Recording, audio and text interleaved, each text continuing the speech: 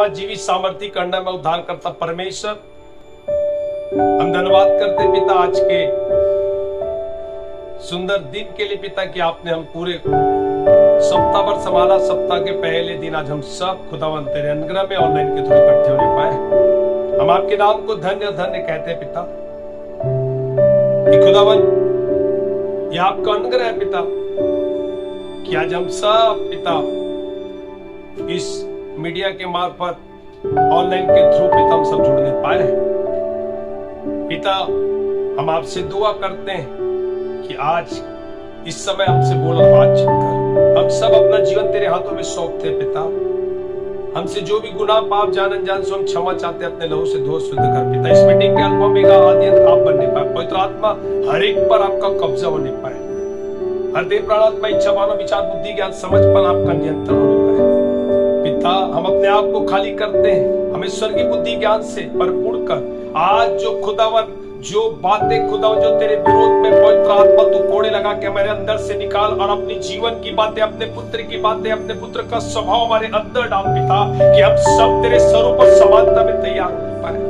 कि खुदावन जब तू आए तो पिता हम खुदावन तेरे साथ उठाए जाए पिता, क्योंकि खुदावन हम जानते हैं पिता परमेश्वर हमें कोई संसार की चीज हमें नहीं ले आ सकती। एक आप ही है पिता, एक आपका जीवन है पिता, आपका वचन ही पिता जो हमें स्वर्ग पिता के पास ले आ सकता है। खुदावन हम पर अनुग्रह कर। हालेलुया। आज होने दे दयालु पिता परमेश्वर, आज खुदावन जो तेरे विरोध की बातें पिता जो लोगों के अंदर है, मैं विश्वास करता हूँ खुदावन आपकी आत्मा हर एक को आज आजाद कर रही पिता। हर एक व्यक्ति खुदावन आज तेरे स्वरूप समानता में खुदावन बनने जा रहा है। आज हर एक व्यक्ति पवित्र किया जा रहा है पिता, हर एक व्यक्ति चंगा किया जा रहा है पिता। आज लोगों की परिस्थितियां बदल रही पिता, मैं विश्वास करता हूँ क्योंकि तेरे वचन के खुलने से प्रकाश हो रहा है पिता। आज उजियाला आ रहा है पिता, हम धन्यवाद देते हैं। आज अंधकार छोड़ के सारा पिता हम तेरा धन्यवाद करते हैं पिता। हम सब अपना जीवन तेरे हाथों में सौंपते हैं, यीशु के नाम से मांगते हैं। आमीन आमीन आमीन। Hallelujah hallelujah. आज का विषय है प्रियो मेरा, हम बार बार पाप करते हैं और खुदा कहता है दोबारा पाप मत करना। प्रियो बताना चाहता हूं ये यीशु मसीह के द्वारा एक चेतावनी है उनके लोगों के लिए, मेरे और आपके लिए, कलीसियाओं के लिए, कि हम फिर से दोबारा पाप ना करें। प्रिय बताना चाहता हूं मनुष्य की जो बुरी दशा का जिम्मेदार कौन है, चाहे वो बीमारी की हो, चाहे वो सफलता की हो, चाहे आपके जीवन में असफलता हो, चाहे आप किसी भी बात में घिरे हुए पड़े हुए हैं और जिस भी हालत से आप गुजर रहे हैं, जिस दशा में आप गुजर रहे हैं, उस दशा के लिए जिम्मेदार पाप है प्रियो। क्योंकि पाप के कारण मनुष्य की दशा बुरी हुई है। पाप की वजह से मनुष्य बुरी हालातों में गिर गया है। लेकिन पाप के पहले ऐसा नहीं था प्रियो। आदम हवा का जो जीवन पाप के पहले बहुत ही अच्छा था और पाप के बाद उसकी दशा बहुत ही बुरी हो गई, उसकी हालात बिगड़ गई, आने वाली पीढ़ी सब कुछ खराब हो गई। मनुष्य की बुरी दशा का जिम्मेदार पाप होता है और इसी कारण परमेश्वर ने सोचा कि मनुष्य को पापों से कैसे छुड़ा लिया जाए, पापों से कैसे बाहर निकाला जाए। इसलिए प्रभु यीशु मसीह उसका जो इकलौता पुत्र था परमेश्वर ने इस पृथ्वी पर भेजा ताकि पापियों को पाप से बचाए और पाप से निकाले। ये बताना चाहता हूं परमेश्वर चाहता है, मेरे और आपको पाप से बचाना चाहता है, मेरे और आपको पाप से निकालना चाहता है। ये दोनों अलग अलग बातें प्रियो, यद्यपि मिलती जुलती, मगर आज इस बात को देखेंगे कि हम कैसे परमेश्वर मेरे और आपको पाप से बचाता है या पाप से कैसे निकालता है। इन दोनों बातों से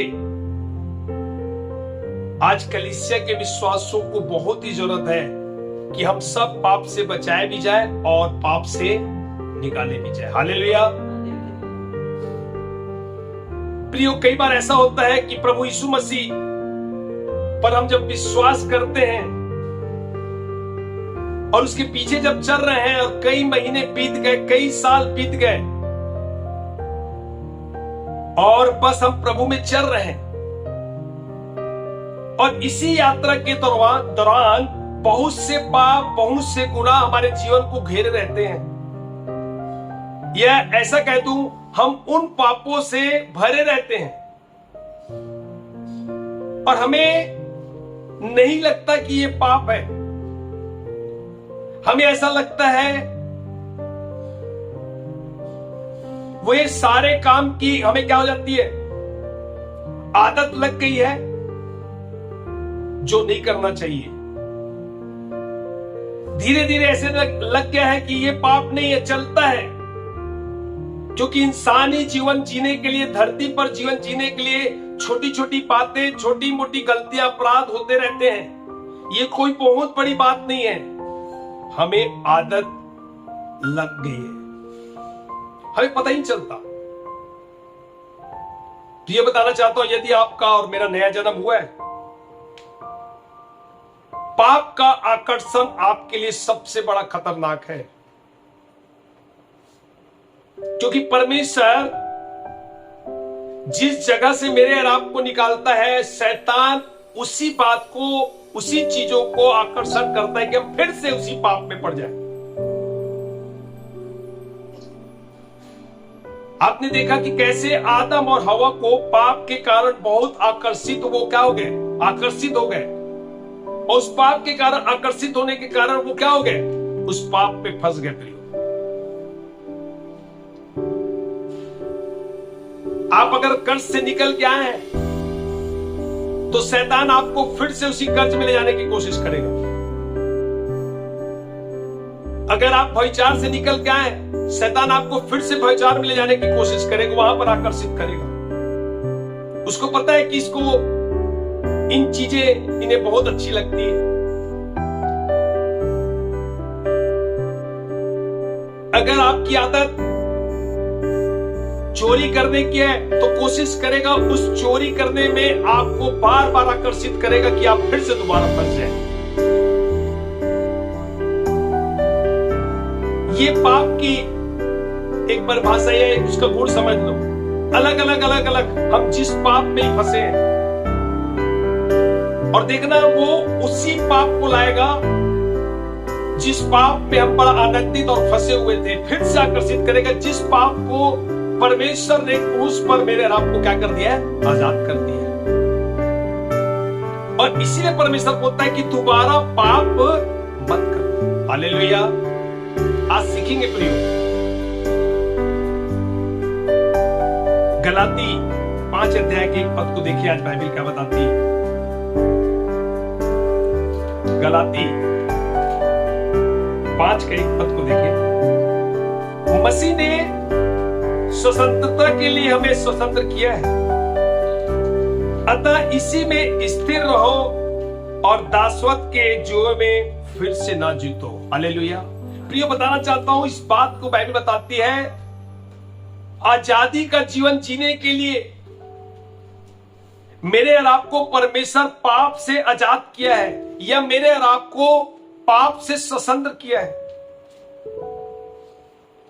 दासवत के जुए में फिर से ना जूतो, इसका मतलब है पहले हम क्या थे, उस गुलामी में थे, और खुदा मेरे और आपको चेतावनी दे रहा है कि इस बात को अलर्ट कर रहा है कि फिर से गुलाम में, पाप में फिर से ना फंस जाओ।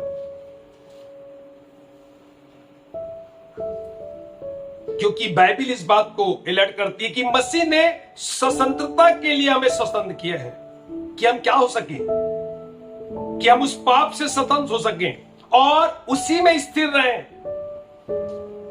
दोबारा पाप ना करें, फिर से गुलामी के जुए में ना जूझ जाएं, फिर से दासवत में ना फंस जाएं। जब आप जॉब में जाते हैं, जब आप सोसाइटी में कहीं पर भी आप जॉब सोसाइटी में रहते हैं, जहां पर आप पढ़ाई करते हैं, आपके आसपास के क्षेत्र में पाप आपको आकर्षित करता है।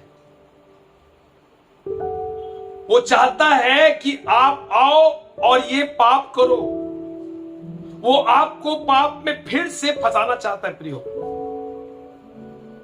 क्योंकि उसको पता है मैं तो उस नरक की आग में जाऊंगा ही जाऊंगा, और वो चाहता है कि मैं उस परमेश्वर के लोगों को जिस पाप से परमेश्वर ने मेरे और आपको छुड़ाया है, मैं उसी पाप में उन्हें फंसाऊं और मैं भी जाऊं और साथ में खुदा के लोगों को लेके जाऊं।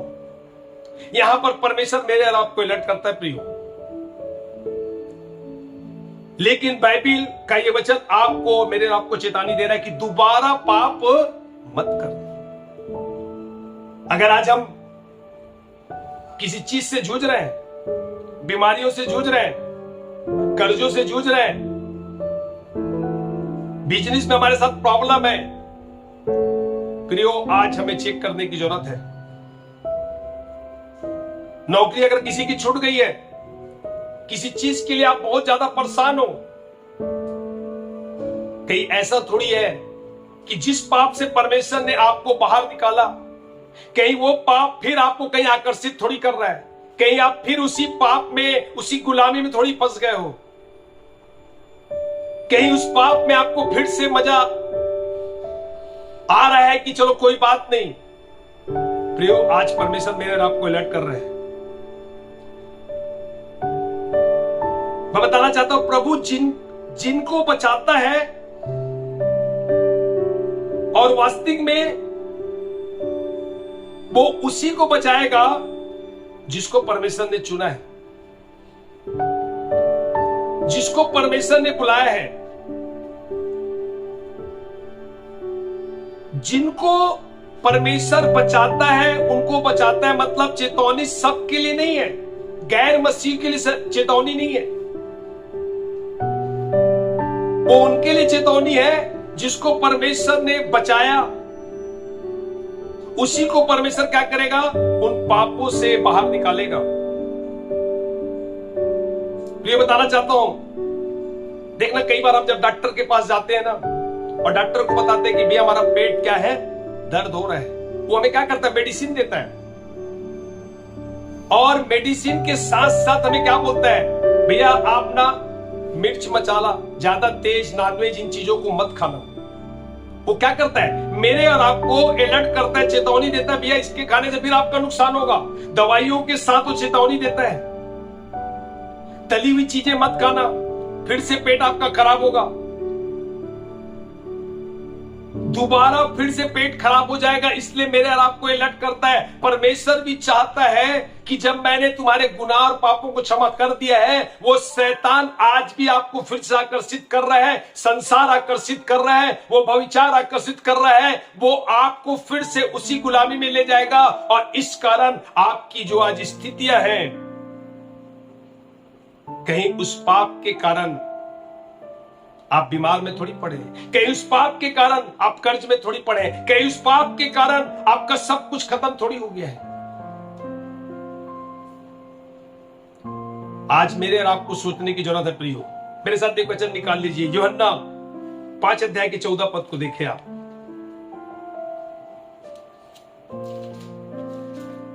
यूहन्ना 5 का 14 को देखिए, बाइबल क्या बताती है। इन बातों के बाद वह यीशु को मंदिर में मिला, और वह यीशु को मंदिर में मिला। यीशु ने उससे कहा, देख तू चंगा हो गया है, देख तू चंगा हो गया है, फिर से पाप मत करना, ऐसा ना हो कि इससे कोई भारी विपत्ति तुझ पर आ पड़े, इससे कोई भारी विपत्ति तुझ पर आ पड़े। प्रियो यहाँ पर ये 38 साल रोगी से यीशु मसीह यहाँ पर क्या कर रहा है, परमेश्वर बात कर रहा है। जो 38 साल का रोगी उस कुंड के पास बैठा हुआ था, और बैठने के बाद क्या हुआ, जब वहां पर यीशु मसीह आया और उसको क्या किया, उसको वहां पर क्या कर दिया, चंगा कर दिया। और चंगा करने के बाद बाइबल बताती है वो वहां से चला गया, उसको पता ही नहीं है कि कौन मुझे चंगा किया। और जब दोबारा उसकी मुलाकात यीशु मसीह के साथ हुई तो परमेश्वर उससे बोलता है इस बात को प्रिय, यहां पर आप 5:13-14 में मैंने पढ़ा है। 14 में क्या बोलता है, इन बातों के बाद वह यीशु को मंदिर में फिर मिला। चंगा होने के बाद दोबारा उसकी मुलाकात हुई, और इसलिए बताता है यहां पर 13 में क्या लिखा है, परंतु जो चंगा हो गया था वह नहीं जानता था कि वह कौन है। क्यों नहीं जानता था? क्योंकि उस जगह में भीड़ होने के कारण यीशु वहां से हट गया। बहुत भीड़ थी और वहां से चला गया, इसलिए नहीं जानता था कि किसने मुझे चंगा किया। और 14 पद में इस बात को बोलता है, इन बातों के बाद वह यीशु को मंदिर में मिला। यीशु ने इससे कहा, देख तू चंगा तो हो गया है, तेरे पाप क्षमा हो गए, मगर यहां पर बोलता है फिर से पाप मत करना, ऐसा ना हो कि इससे कोई भारी विपत्ति तुझ पर आ पड़े। फिर से पाप मत करना। यीशु यहां पर प्रिय चेतावनी दे रहे हैं। 38 साल का जो व्यक्ति बीमार था उसकी वजह ही है वो है पाप।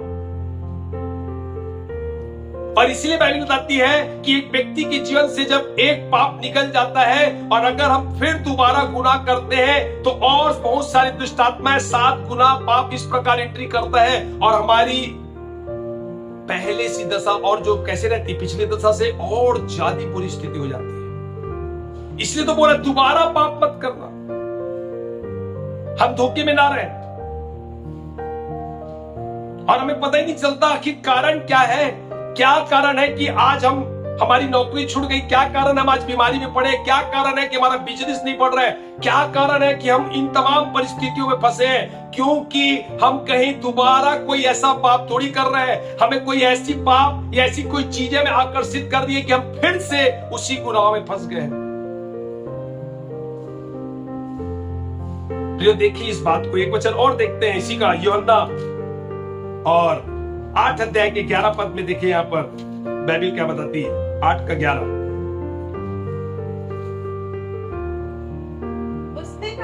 उसने कहा हे प्रभु किसी ने नहीं।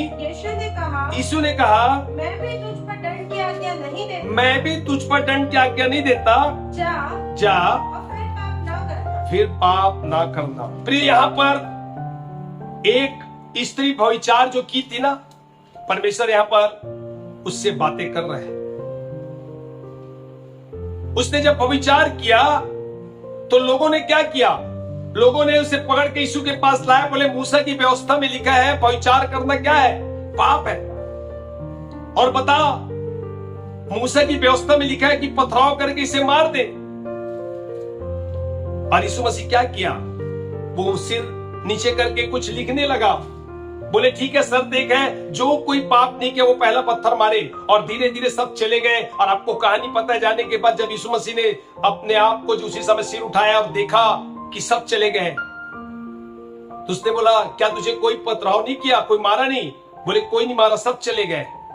तो खुदा ने वहां पर इस बात को प्रियो कहा और क्या बोलता है, मैं भी तुझ पर दंड की आज्ञा नहीं देता और फिर पाप ना करना। हालेलुया।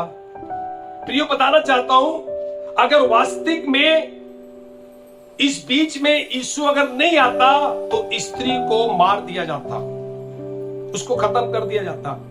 मैं और आप भी इसी प्रकार पाप में पड़े थे। अगर यीशु मसीह इस पृथ्वी पर नहीं आता, मेरे और आपके पाप के लिए क्रूस पर बलिदान नहीं होता, तो शायद मैं और आप आज बच नहीं पाते थे।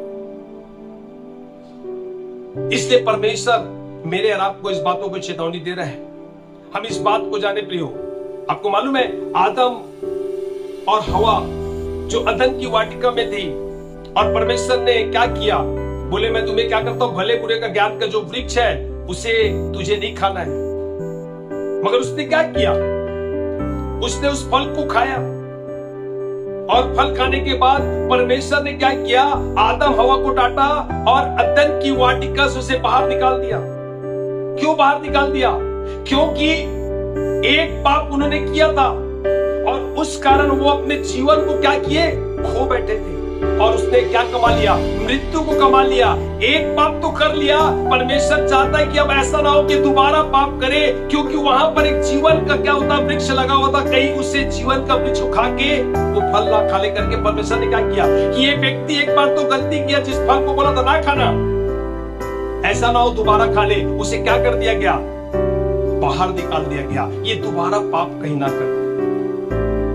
इसीलिए अदन की वाटिका से परमेश्वर ने आदम और हव्वा को प्रिय उसी समय बाहर निकाला।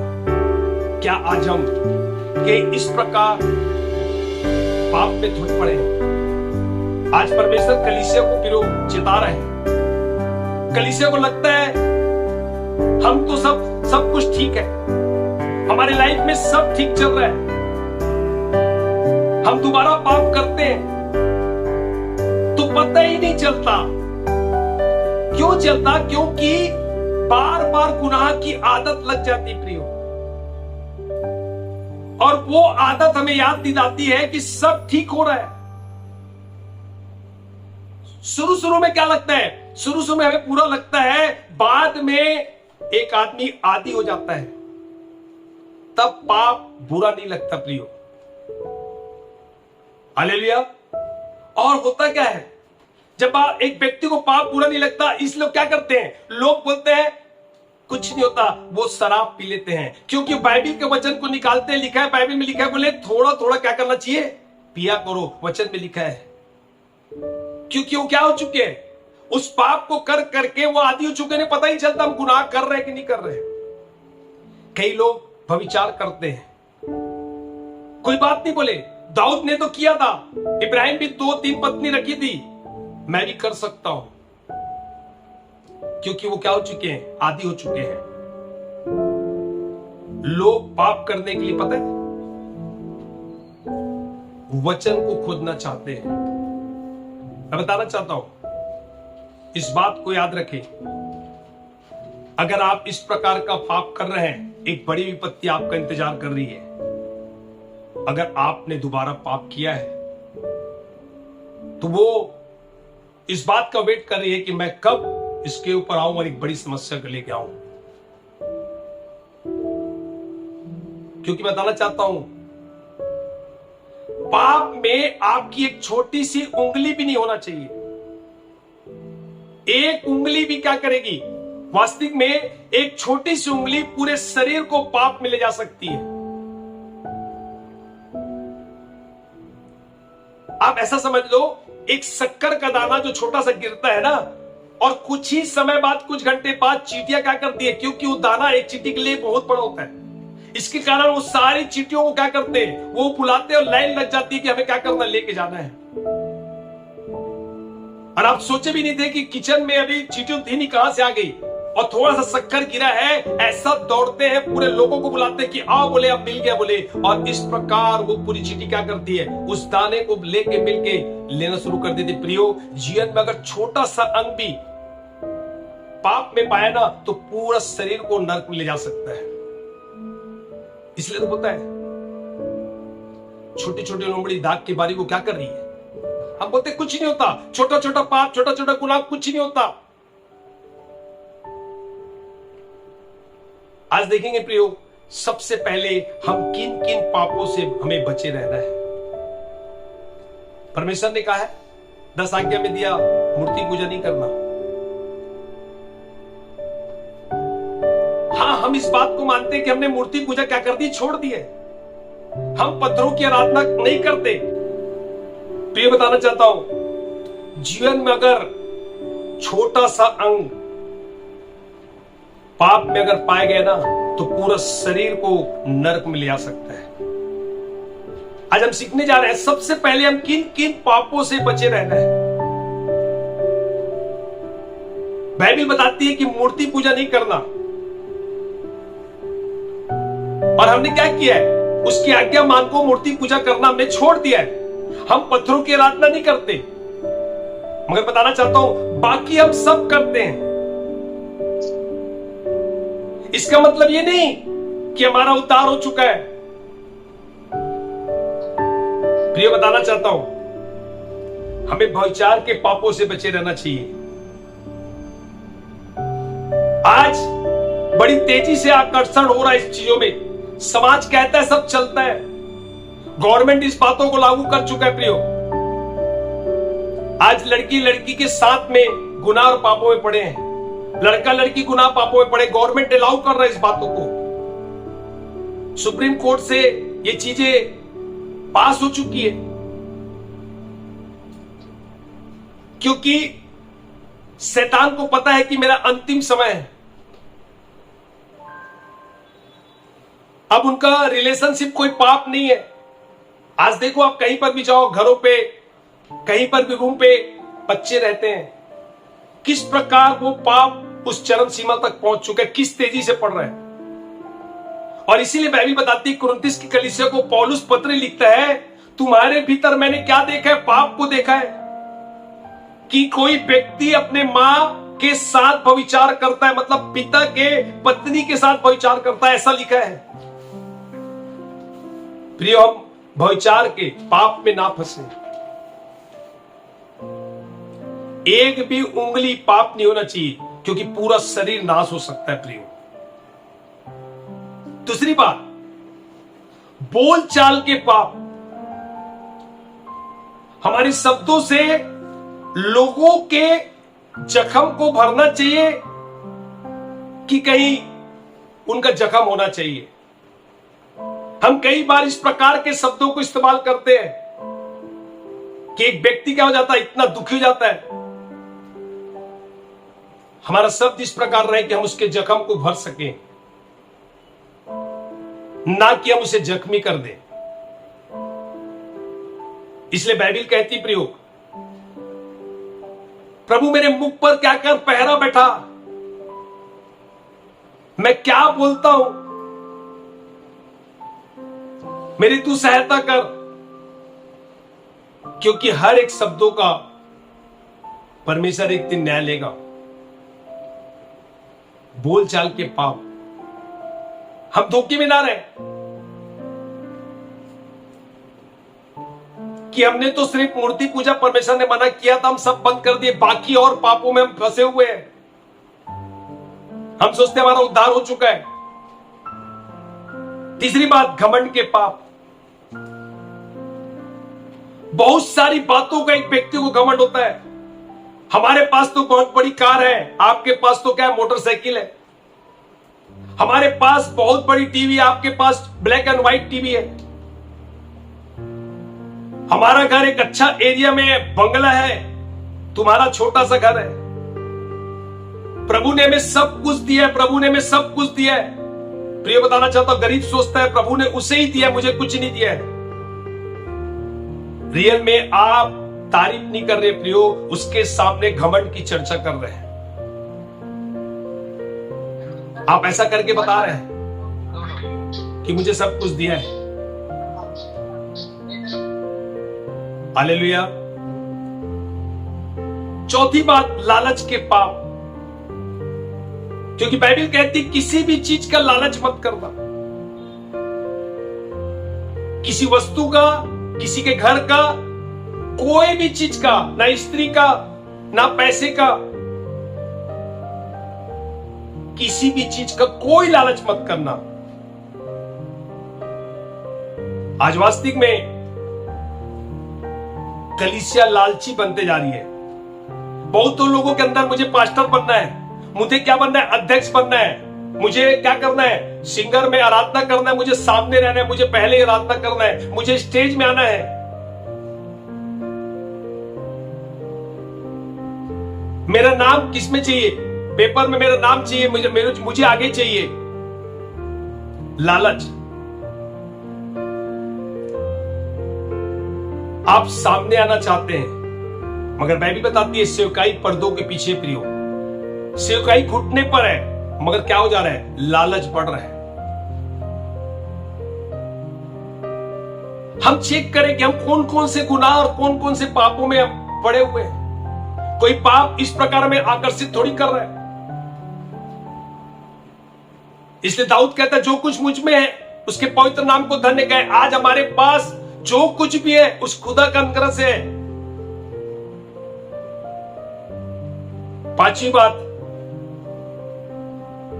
कुछ होता है, वो क्या पता है? व्यवहार के पाप। हमारे व्यवहार पर प्रभु की बहुत नजर होती है प्रियो। आपके चाल चलन कैसे हैं, आपका सोच विचार कैसे है, इस पर नजर होती है परमेश्वर की। हमारा उठना, हमारा बैठना, हमारा चलना, हम इस गीत को गाते हैं उसको भाता रहे। हम किस प्रकार कपड़े पहनते हैं। मैं कल एक भाई के घर पे कल या परसों गया था। 2 जवान लड़कियां उनके यहां सिलाई का काम कर रही थी, और जब मैं जैसे ही गया तो भैया ने उनको बोला, बच्चे तुम अंदर चले जाओ। और मैं उनके पेंट को देख रहा था, पूरी पेंट जो सामने की थी, जो आज के डिजाइन चल रहा है, लड़कियां हैं, उनका फैशन है, और बिल्कुल फटी हुई पहनी हुई है और बैठी, उनको कोई फर्क नहीं पड़ रहा है। मैं नहीं जानता किस परिवार के हैं।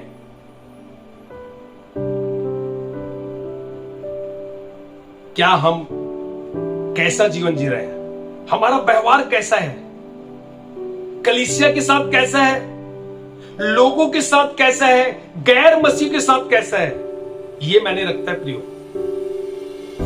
कल परसों मैं किसी को फोन पे बड़े गुस्से से चिल्ला दिया, तो मेरी बेटी आके बोली, पापा आप कैसे बात करते हैं,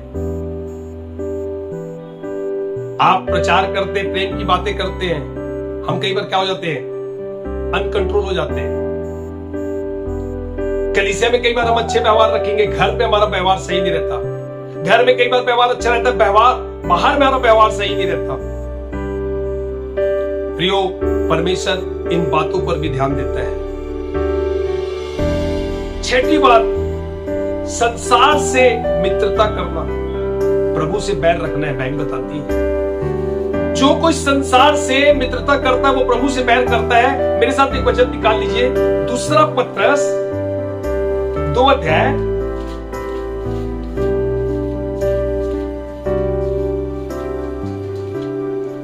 और 20 से 22 पद को देखेंगे। यहां पर बाइबल क्या बताती है।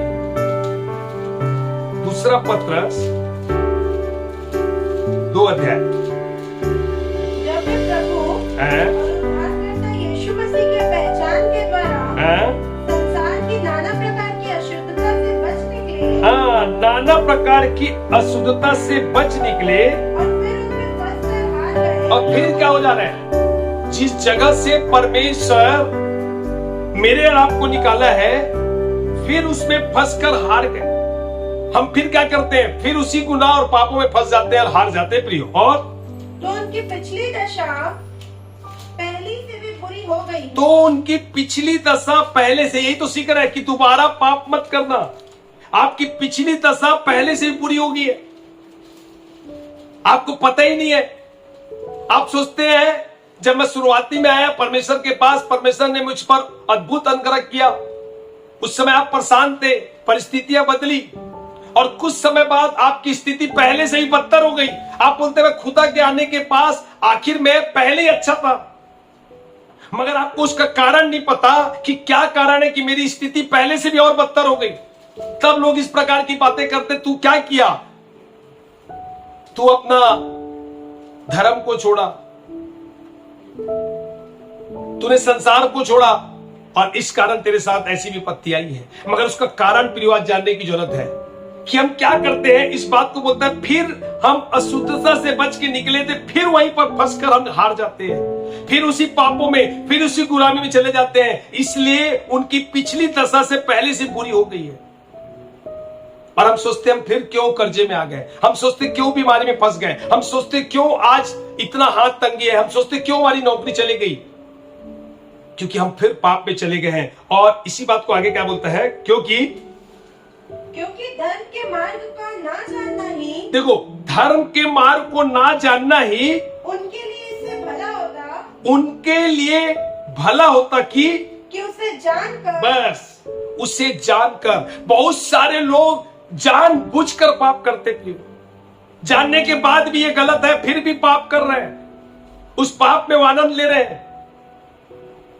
इसलिए इस बात को बोलता है, क्योंकि धर्म के मार्ग का ना जानना ही उनके लिए इससे भला होता कि उसे जानकर। नहीं जानते तो ज्यादा जान गए, जानने के बाद भी क्या कर रहे हैं? गुनाह और पापों में पड़े हैं प्रियो।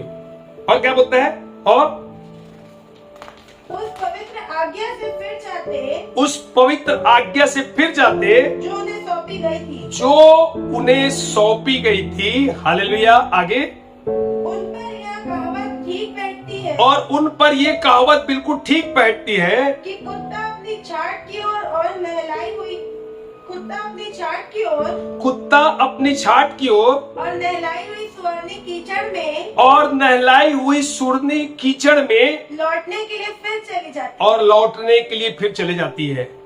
प्रियो, वो खुदा ने मेरे और आपको अपने लहू से धोया, शुद्ध और पवित्र किया, मगर फिर क्या होता है? कुत्ता का नेचर क्या है? वो उल्टी करता है और उसी उल्टी को खाता है। जिस पाप से व्यक्ति निकला है और उसी पाप को फिर से क्या करता है? उसे खाता है, उसी में उसको एंजॉय करता है। हम इस बात को जाने प्रियो, क्या वास्तविक में हम उस खुदा के जो लहू है उसको व्यर्थ में ठहरा रहे हैं? उसने अपने लहू से मेरे और आपको धोया, मेरे और आपको पवित्र किया। आज परमेश्वर कलीसिया को इस बात को अलर्ट कर रहा है। इसलिए प्रभु ने उस 38 साल के रोगी से कहा कि दोबारा पाप ना कर, कहीं तेरे ऊपर भारी विपत्ति कहीं आ ना जाए। इसलिए हमने पढ़ा है, गलाती 5 में पढ़ा है कि वो क्या बोल रहे थे?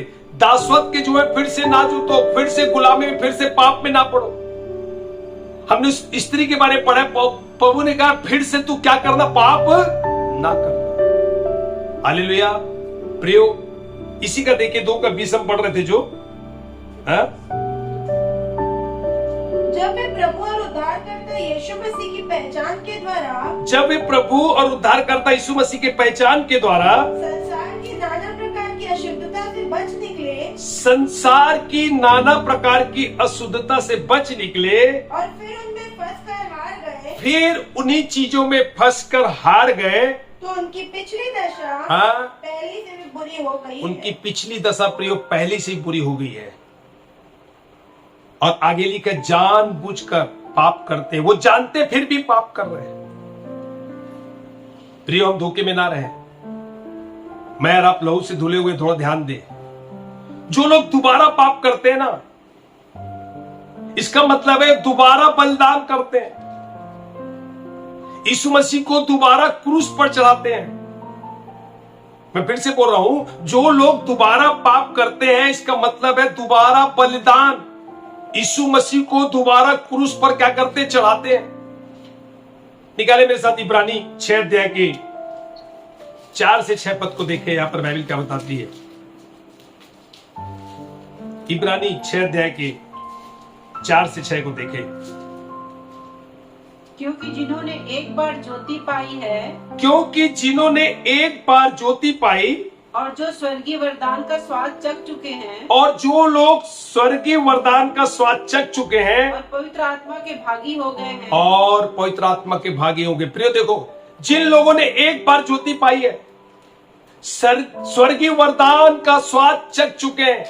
कई लोगों को परमेश्वर ने क्या दिया है? प्रार्थना का वरदान दिया है, चंगाई का वरदान दिया है, दुष्ट आत्मा का निकालने का वरदान दिया है। वो लोग स्वर्ग का स्वाद को चख चुके हैं, पवित्र आत्मा को पा चुके हैं, अन्य भाषा के वरदानों को पा चुके हैं, दानों से भरे हुए सब कुछ है।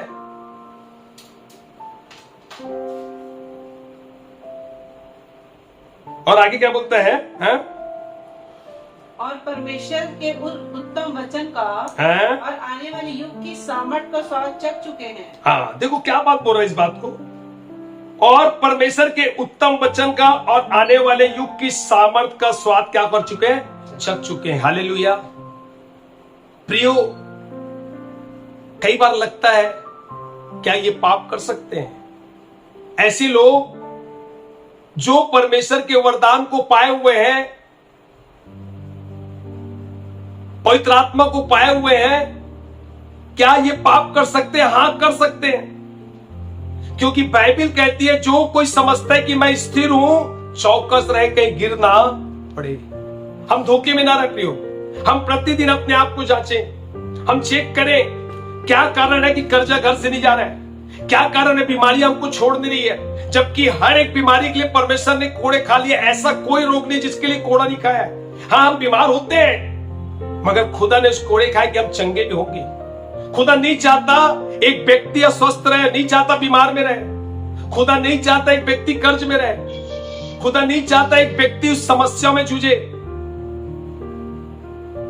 आज परमेश्वर मेरे और आपको चौकन्ना करे, चेतावनी दे रहा है कि हम इस बात के लिए चौकस रहे, हम धोखे में न रहे। इसी का 6 पद को और पढ़ ले फिर से, इब्रानी 6:6। हाँ, यदि वे भटक जाएं, यदि वे भटक जाएं तो उन्हें मन फिराव के लिए फिर नया बनाना अनहोना है। हाँ, एक व्यक्ति अगर भटक जाए उसे फिर से खुदा के पास लाना अनहोना है। हाँ, क्योंकि वे परमेश्वर के पुत्र को अपने लिए क्रूस पर चढ़ाते हैं। परमेश्वर के पुत्र को क्या करते हैं? फिर से पाप करके दोबारा उस क्रूस पर यीशु मसीह को चढ़ाते हैं और प्रगट में उस पर कलंक लगाते और प्रगट में उस पर कलंक लगाते हैं। प्रिय, बताना चाहता हूं,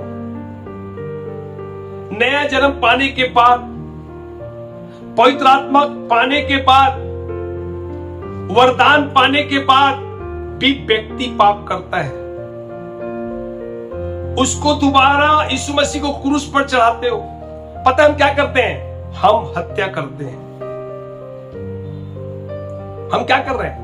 हम दोबारा उसको पाप करके हम उस यीशु मसीह को फिर से क्रूस पे चढ़ाने, मतलब उसको उसकी हत्या करते हैं।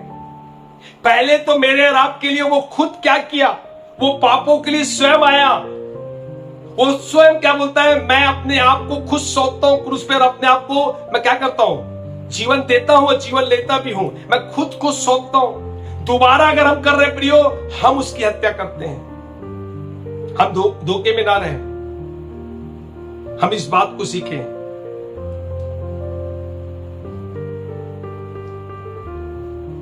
सोचो, कई बार आप काम में जा रहे हो, कहीं पाप थोड़ी कर रहे हो। कलीसिया में जा रहे हो, कहीं पाप थोड़ी कर रहे हो। हम देखें, हम जहां भी जा रहे हैं कहीं वहां पर पाप थोड़ी कर रहे हैं। और अगर हम वास्तविक में गुनाह कर रहे हैं, इसका मतलब हम क्या कर रहे हैं? हम उस खुदा की हत्या कर रहे हैं, उसे दोबारा फिर से क्रूस पे चढ़ा रहे हैं। हम हर एक क्षेत्र में अलर्ट रहने पाए। हम पाप करने के लिए आतुर क्यों हो जाते हैं? इसके पीछे का कारण आज देखेंगे प्रियो। इसके पीछे का कारण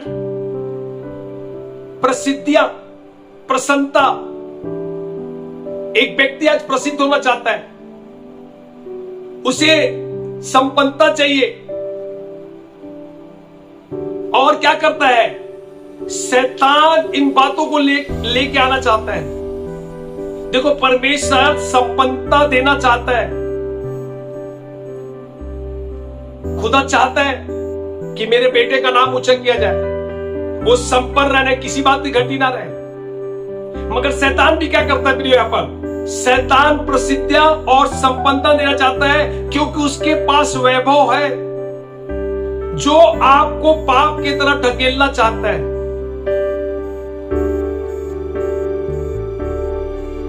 क्योंकि वास्तविक में परमेश्वर जिसे धन देता है ना, उसमें दुख नहीं मिलाता।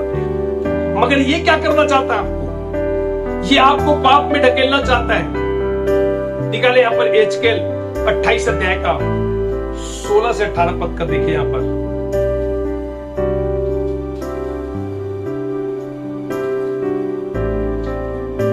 एजकेल 28 अध्याय का और 16 से 18 पद का देखिए।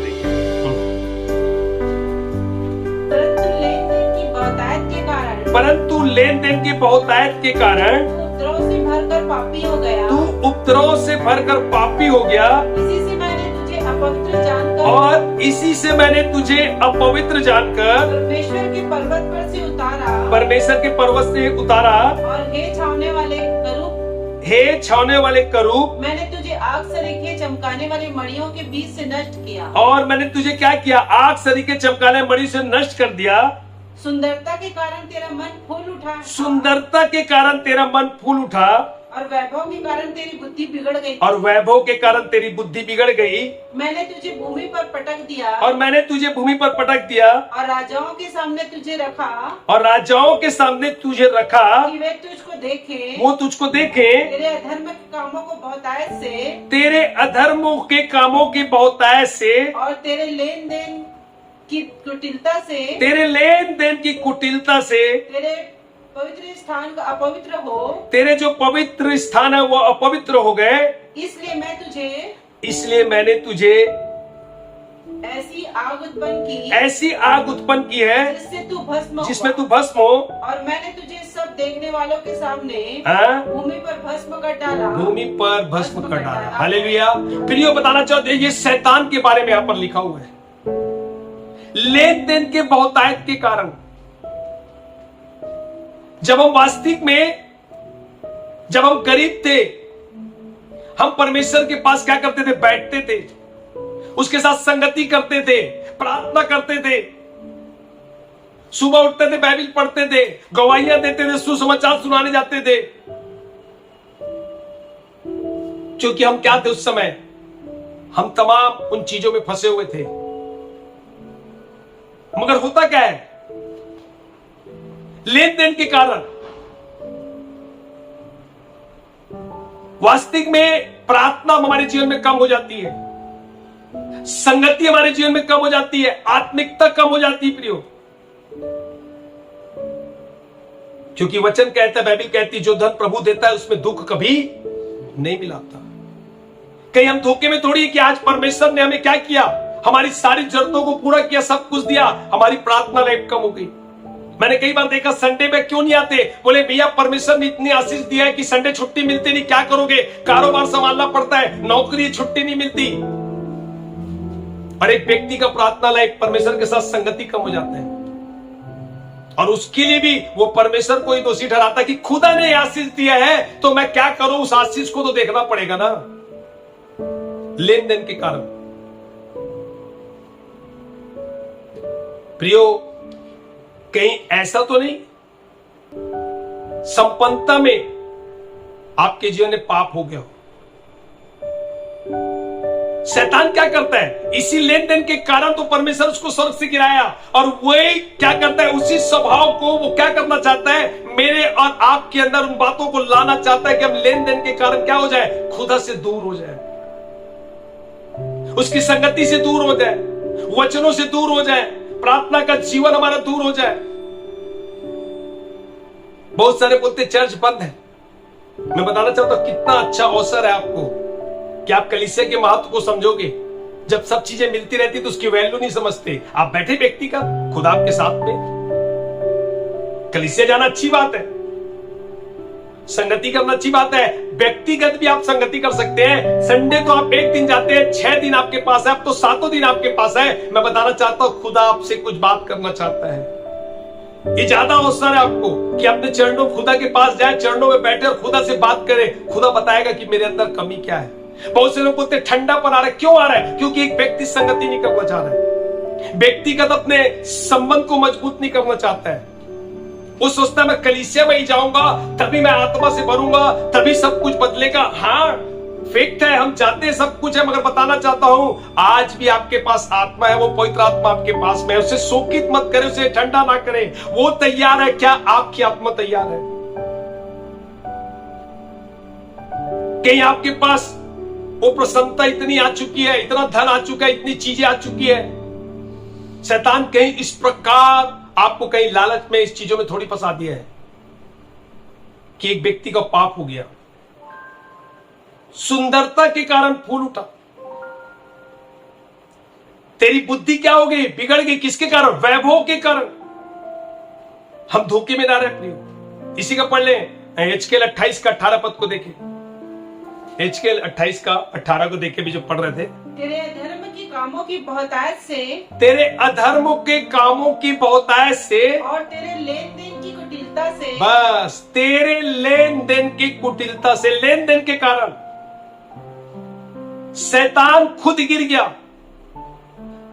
प्रसिद्धता के कारण, संपन्नता के कारण आपको भी वो गिराना चाहता है प्रियो। जैसे वो खुद गिरा और वो चाहता है ऐसी मैं परमेश्वर के लोगों को गिराऊं। आज देखे प्रियो कि आज अगर हमारे जीवन में संपन्नता है, अगर हमारे जीवन में प्रसिद्धि है, अगर परमेश्वर ने हमारे नाम को यहां पर ऊंचा किया है ना, हम किसी बात के लिए हमारा मन फूले ना, हम धोखे में ना रहे। कहीं शैतान हमें इस प्रकार का, इस धन के द्वारा, इस प्रसिद्धता के द्वारा कहीं हमें गिरा थोड़ी रहे, कहीं पाप में थोड़ी गिरा दे रहे। हालेलुया। प्रियो, आप जानते हैं उजिया राजा जो 16 साल की उम्र में राजा हुआ और उसके पिता ने बहुत अच्छा काम किया क्योंकि वो परमेश्वर को खोजता रहा, और उसके कारण उसका बेटा जो उजिया राजा था वो भी क्या करता रहा, परमेश्वर को खोजता रहा। और परमेश्वर उसको बोलता था तू बहुत भाग्यवान, भाग्यवान उससे कहता था, उसे आशीषित किया। बहुत सारे लोग उसे इनाम दिए। उजिया राजा की सेना, बहुत सारी सेना बढ़ गई, वो एक बहुत बड़ा महान व्यक्ति बन गया प्रियो। लेकिन लिखा है उसकी प्रसिद्धि के कारण उसका मन फूल गया, उसकी संपन्नता के कारण उसका मन फूल गया। मैं तो कुछ भी कर सकता हूं, परमेश्वर तो मेरे साथ में है। और ये सोचकर वो पता है वो मंदिर में गया प्रियो, धूप जलाने को मंदिर में गया। और बाइबिल इस बात को बताती है धूप जलाने का काम सिर्फ याजक का था, मगर वो क्या बोल रहा था, अरे मेरे पास तो सब कुछ है। वो भूल गया, उसका मन फूल गया।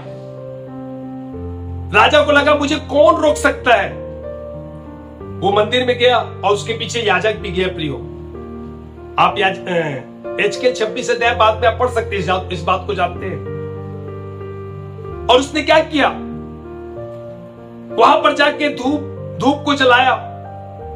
और याजक ने कहा तूने क्या किया, बहुत बड़ा तूने पाप किया है। और राजा बोलता है तू होता कौन है, तू मुझे कैसे बोलता है। मैं तुझे क्या करता हूं, पैसा देता हूं, मैं तुझे दान देता हूं, मैं राजा हूं, मैं सब कुछ देता हूं, तुम मेरे बदौलत तो जी रहे हो।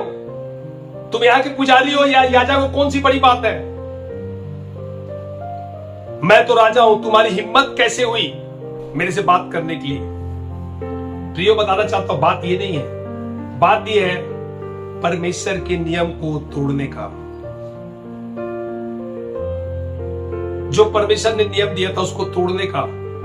और बाइबल बताती है अचानक राजा के माथे पे क्या हो गया, कोढ़ हो गया। और कोढ़ होने के कारण वो मारा भागा और उसको ऐसी जगह में रखा गया क्योंकि कोढ़ हो चुका था, वो दोबारा मंदिर लौट कर आए नहीं प्रियो। और वहीं रहते रहते रहते क्या हुआ, कोढ़ से क्या हो गया, मर गया, उसका जीवन नाश हो गया। प्रियो, कहीं ऐसी प्रकार की कोई प्रसिद्धि या संपन्नता कहीं में पाप में डाल देती है।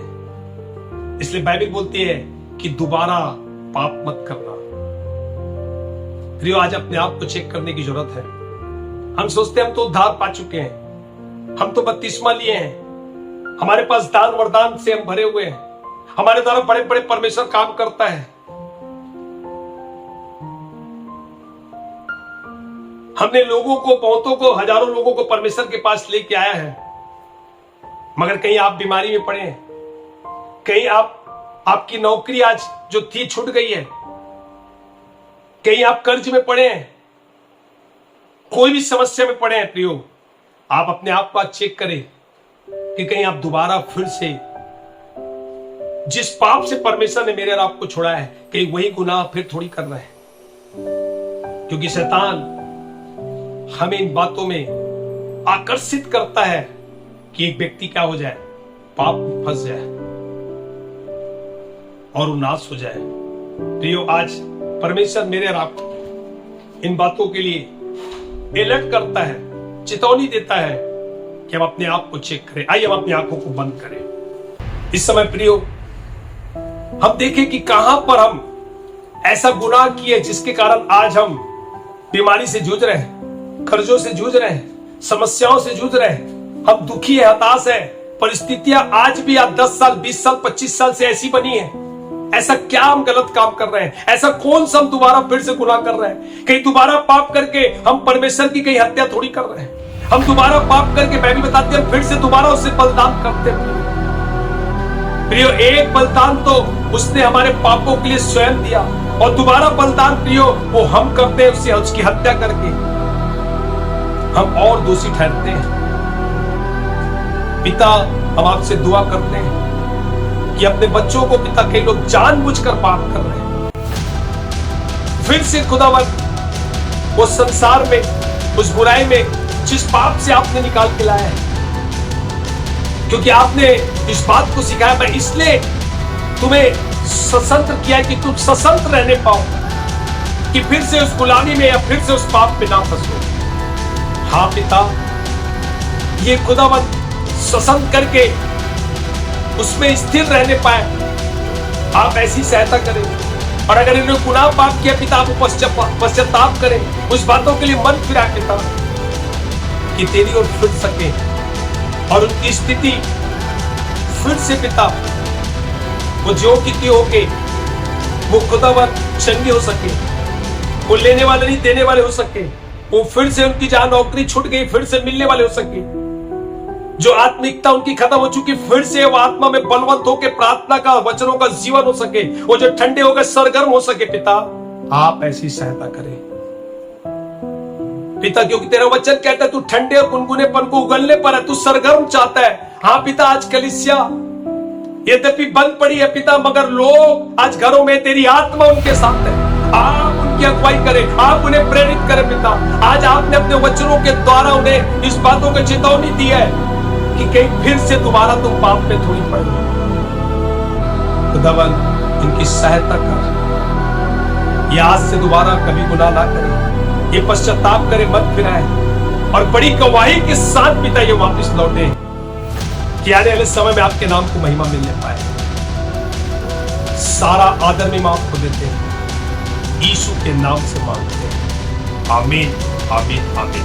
परमेश्वर पिता का प्रेम, प्रभु यीशु मसीह का अनुग्रह, पवित्र आत्मा की सहभागिता इस जोड़ और इस पृथ्वी पर जितने पवित्र लोग हैं उनके साथ सदा सदा बनी रहे।